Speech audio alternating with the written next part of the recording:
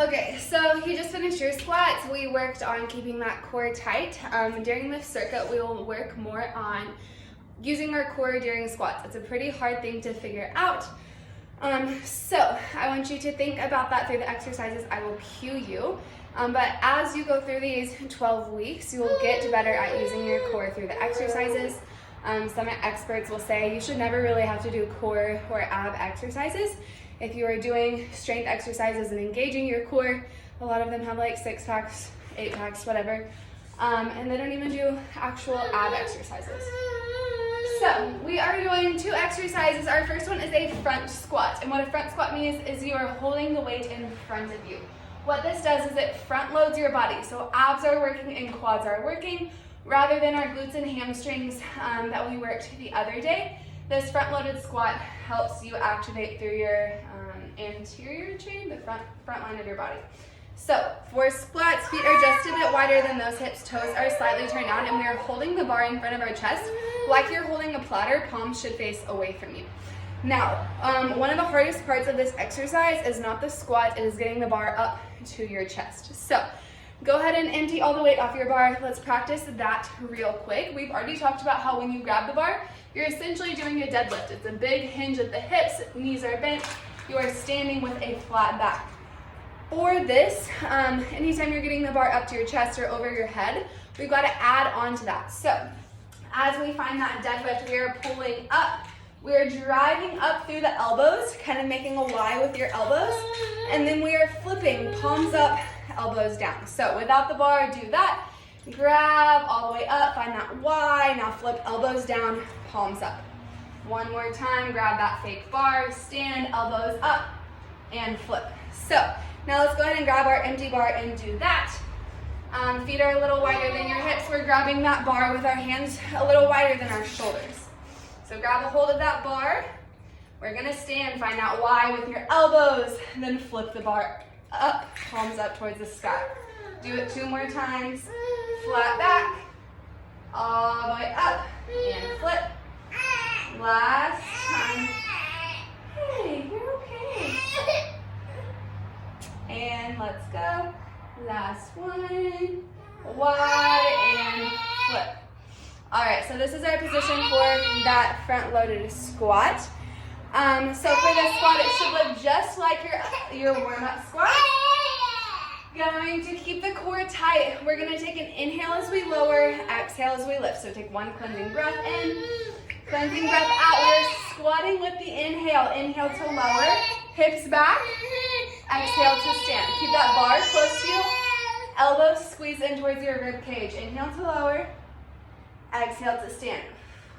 Weight in those heels, feet are flat.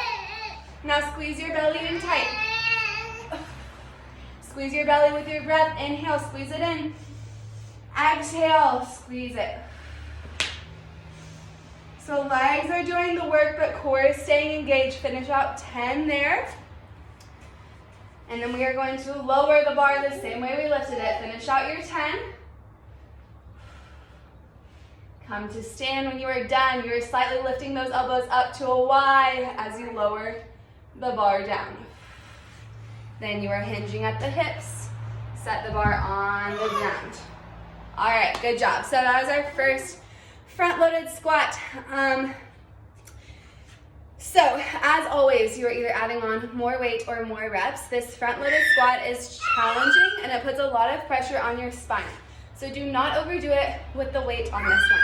I'd rather you stay light for these first few weeks, build up your core strength, and then once you can really use your core to support your spine, that's when you can add on more weight. So if you're doing the bar, that's great.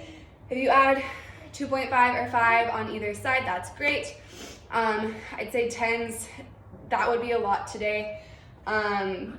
So you have 4 more sets, just like that, adding on weight or adding on reps.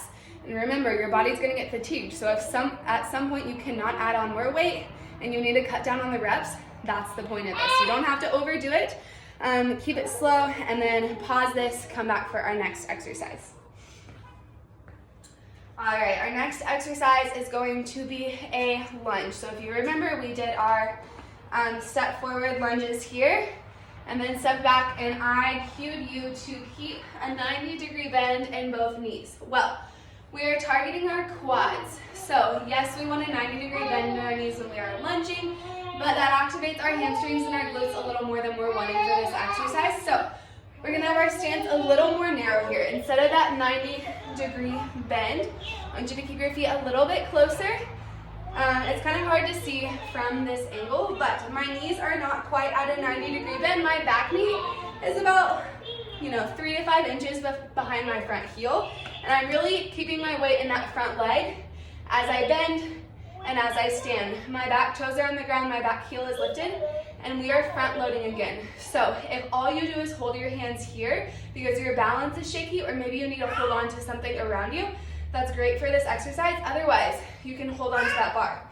Something to note is that your back leg, so my left leg right now, this hip needs to be pulling forward even with that front hip. If my back hip, notice if my back hip is open and I'm like this is not a lunge. We want our hips square to the wall in front of us. So feet are a little more narrow, grab a hold of that bar, or just do hands right now. Take a big breath in, exhale it out, inhale, we lower.